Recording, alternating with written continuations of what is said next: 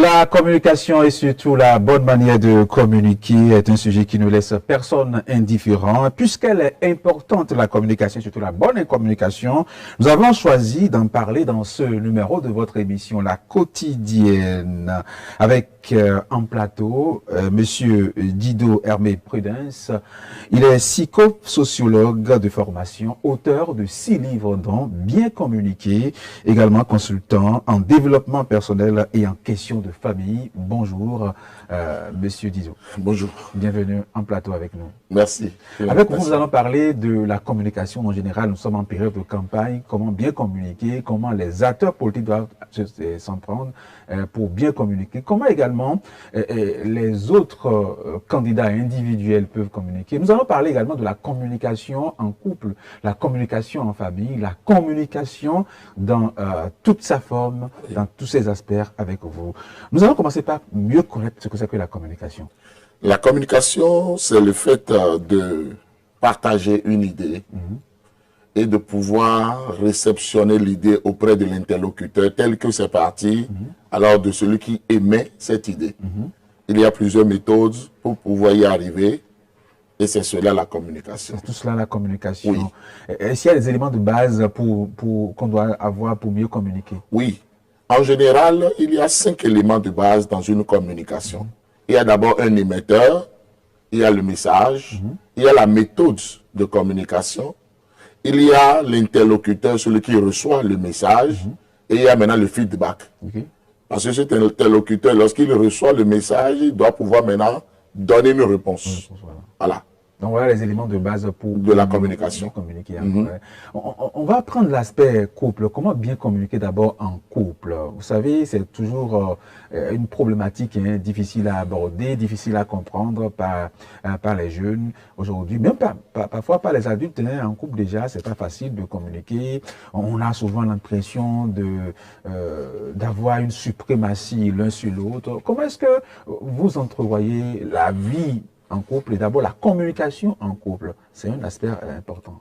Oui, la communication en couple est une communication vraiment qui peut devenir difficile.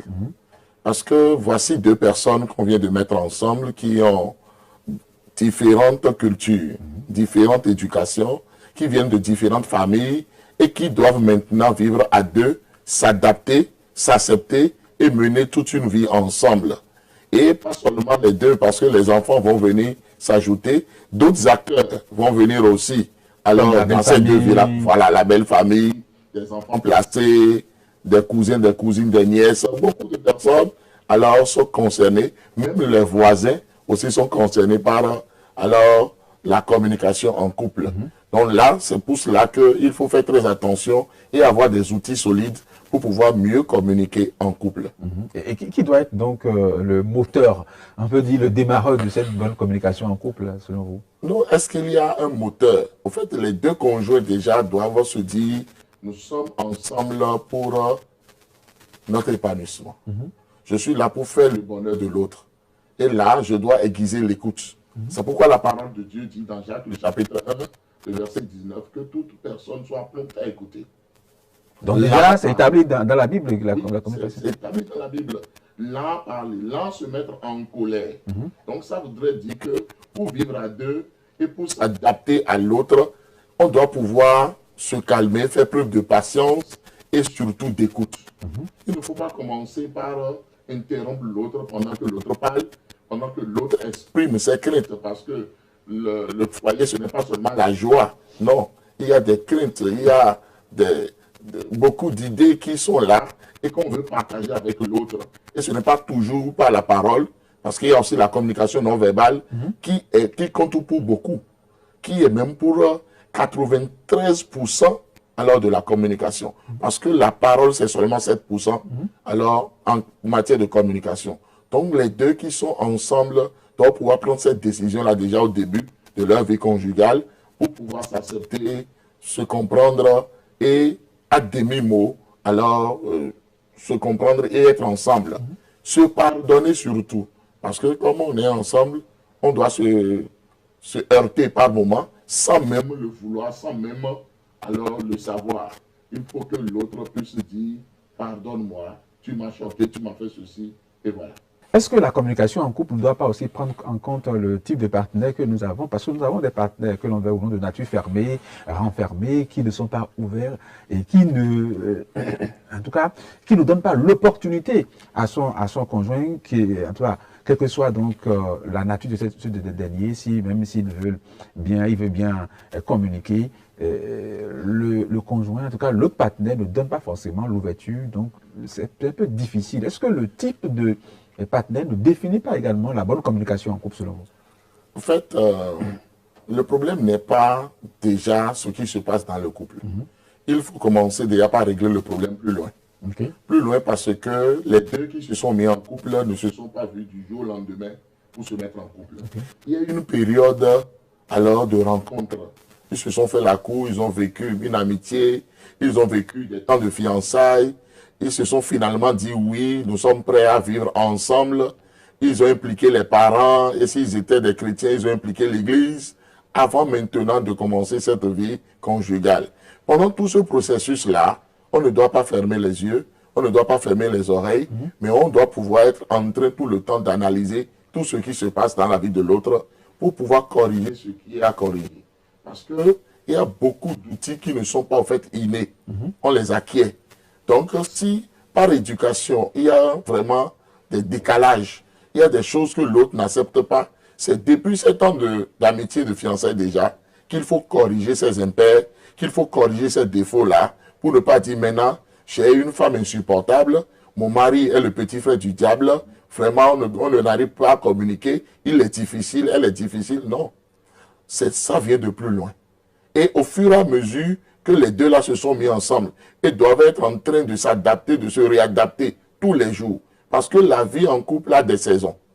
Lorsqu'on est à deux, on vit d'une certaine manière. Lorsque le premier enfant arrive, il faut se réadapter. Le second, le troisième, le quatrième. Lorsque la famille devient grande, et là, peut-être le budget ne suit pas, il faut aussi une réadaptation. C'est pour cela que les conflits, au fait, ne sont pas négatifs. Les conflits sont normaux. Les conflits s'appellent aussi des heurts. Lorsqu'on les gère bien, on a le bonheur. Lorsqu'on les gère mal, on a le malheur. Et le clou de la gestion de tout ceci, c'est la bonne communication. Donc, il faut adapter la communication au type de personne qui est en face. Donc, le partenaire qu'on a, c'est par rapport à ce partenaire qu'il faut adapter la communication pour mieux communiquer avec cette personne et pouvoir vraiment être à l'aise et parvenir au bonheur. Vous avez parlé aussi de communication non verbale. Ça voudra dire du gestuel, c'est ça? Oui. L'intonation de la voix, le timbre de la voix, l'attitude, le comportement. Tout cela compte beaucoup dans la communication. Parce que la parole, ce n'est que 7% de la communication. Le ton de la voix, 38%. Et le reste maintenant, qui est 57%, c'est l'attitude, c'est le comportement, alors en matière de communication. C'est pourquoi à des moments donnés, on dit, je ne lui ai rien dit, et l'autre est en train de s'énerver. Vous n'avez pas besoin de parler. Votre visage a parlé, votre comportement a parlé, votre gestuelle a parlé, le ton a parlé. Parce que lorsque je vous dis, hospice, bonjour, et je dis bonjour, vous voyez déjà, il y a une différence entre les deux manières de dire bonjour. C'est pour cela qu'il faut savoir comment il faut adapter le ton alors à la situation pour que l'autre puisse l'accepter ou le rejeter. Voilà la question. La question. On connaît... Bon, j'ai comme... j'ai une petite histoire qui dit que voilà, en couple, il y avait un conflit entre les deux partenaires. Et puis l'homme... Les deux ne se parlaient pratiquement plus. L'homme a décroché un boulot de se réveiller à 5 h du matin pour aller. Mais puisqu'il ne pouvait pas demander à ça, en tout cas, il n'y a pas la communication. Il a écrit juste, s'il te plaît, réveille-moi à 5 h, avant 5 h. Et la femme aussi pouvait, parce qu'elle ne pouvait pas parler avec son homme, à 5 h moins 5, elle s'est réveillée, elle a mis les 5 h moins 5, réveille-toi. Elle a laissé aussi un message là. Et au finish, le monsieur s'est réveillé à 7 h du matin, il a vu, il a lu. Il y a eu communication, mais cette communication n'est pas une communication constructive. Voilà, ça c'est la très mauvaise manière de communiquer. Parce qu'au fait, lorsque le message est envoyé et le message n'atteint pas l'interlocuteur, c'est qu'il n'y a pas eu de communication. D'impact positif. Ça n'a pas d'impact. Parce que l'interlocuteur ne reçoit pas le message et ne comprend pas le message. Ici, dans le cas d'espèce, c'est qu'on doit utiliser la parole. Il y a défaut de communication dans ce couple et c'est basé sur le non-pardon, Seulement, il y a une situation où ils ne se sont pas compris. Au lieu de se dire, arrêtons-nous, parlons. Parce que la parole, malgré que ce soit 7%, elle est très importante.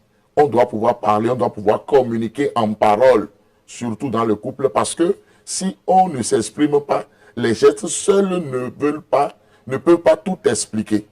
On peut faire un mouvement, mais en parlant et en expliquant ce mouvement, l'autre va mieux comprendre et se dire, ah, je croyais que tu étais contre moi. Je croyais comprendre le geste de telle façon, mais comme tu viens d'expliquer, là, je suis à l'aise maintenant, ça peut aller, voilà. Et c'est pour cela que dans ce couple, on ne se parlait pas, on ne sait pas pardonner, et voilà, les écrits seuls ne suffisent pas, et c'est pourquoi il y a une rupture de communication. Et très vite, ils doivent se retrouver pour se pardonner, commencer encore par communiquer par la parole, pas se parler, pas s'accepter, pas s'adapter, et pas vivre ensemble. Déjà, 2 fois, vous avez sorti le mot pardon. Est-ce qu'il y a une relation entre la bonne communication et le pardon, surtout en couple? Oui, lorsqu'on ne se pardonne pas, même avant de commencer la vie de couple, c'est que ça ne peut pas marcher. Parce que j'ai dit tout à l'heure que c'est 2 différentes personnes qu'on met ensemble, que Dieu met ensemble dans le mariage pour toute une vie. Pour avoir maintenant des enfants à éduquer ensemble, vieillir ensemble et mourir ensemble. Donc, on doit tout le temps être en train d'accepter l'autre. On doit tout le temps être en train de se mettre à la place de l'autre. On doit devenir le psychologue ou la psychologue de son partenaire et pouvoir pardonner tout le temps. Parce qu'on ne sait pas ce qui peut blesser l'autre. Ah, le mot choisi, l'intonation de la voix, telle chose est culturelle. Nous, on n'accepte pas ça chez nous. Moi, je n'ai pas été éduqué comme ça. Selon moi, mes expériences, c'est mauvais. Alors que dans l'expérience de l'autre, ça ne veut rien dire. Donc, c'est pour cela qu'il faut vraiment se pardonner. C'est important. Après les couples, nous allons parler des entreprises. On voit dans les entreprises, les types de communication, ça n'évolue pas forcément dans les entreprises aussi. On va parler d'abord entre employés et la relation employeur-employé pour la bonne communication de l'entreprise, pour la bonne vie de l'entreprise également. Beaucoup d'entreprises sont en train de fermer les portes et on croit que c'est parce qu'il n'y a pas la clientèle. On croit que c'est le produit qu'on vend qui est mauvais. Alors que le vrai problème, c'est la communication. D'abord, c'est l'accueil au niveau de cette entreprise-là. C'est la considération qu'on donne aux clients. Et c'est la manière d'expliquer les choses aux clients qui fait défaut. Parce qu'il y a des experts, l'un des experts écrivains, je crois américain, dit « La vente commence lorsque le client dit non ». Donc ça veut dire qu'il faut arriver à convaincre le client, a dit au client, vous avez dit non, mais je vous amène à comprendre alors que mon article est le meilleur article. Si vous n'avez pas cet article-là, c'est que vous n'avez rien. Donc c'est lorsque le client impose un refus qu'on commence par le convaincre, voilà, qu'on commence maintenant par communiquer vraiment.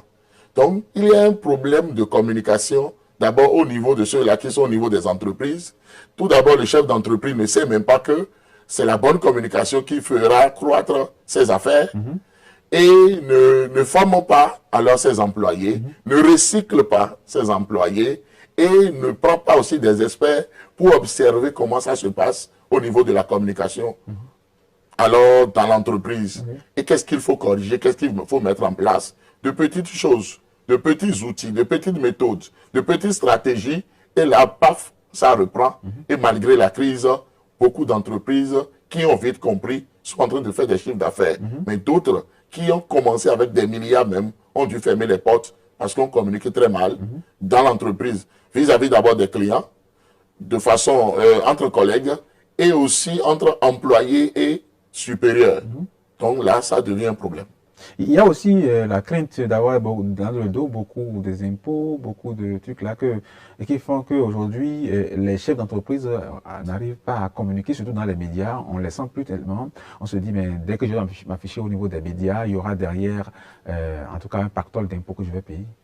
Et le fait de ne pas le faire, même, c'est ça là même qui pose problème.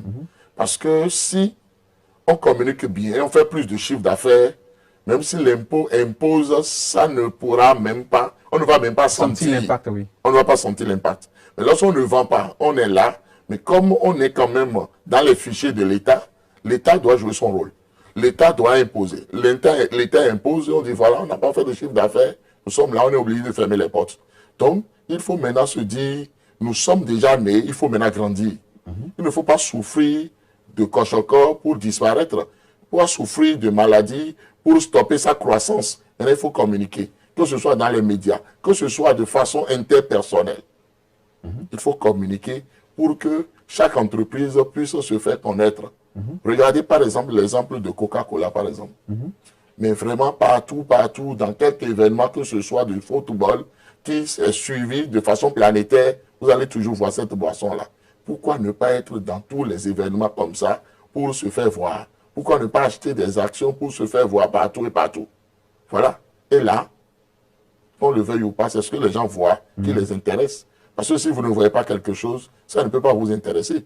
Vous ne savez pas de quoi ça retourne. Donc c'est pour cela qu'il faut vraiment communiquer. Lorsqu'on est une entreprise, lorsqu'on veut se faire de l'argent, communiquons et communiquons encore et communiquons de la bonne manière. Est-ce que la manière de communiquer est figée ou bien ça varie selon l'entreprise, ça varie avec le temps?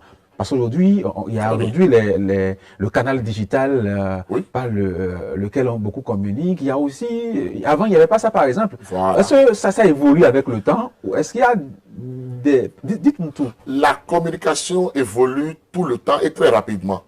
Lorsqu'on est figé dans le passé, lorsqu'on se dit non, nous sommes de la vieille garde, nous ne communiquons pas par l'Internet, on n'a pas de groupe WhatsApp, on ne sait pas comment il faut faire, on ne veut pas avoir de site web, on ne veut pas faire ceci, c'est qu'on devient inconnu complètement. Parce qu'aujourd'hui, on ne peut pas communiquer sans communiquer avec le net, sans communiquer avec les NTIC. Ça, il n'y a rien à faire. Donc, la communication évolue. Et la communication s'adapte aussi par rapport à la cible. On ne communique pas de la même manière avec les jeunes qu'avec les couples. Non, ce n'est pas possible.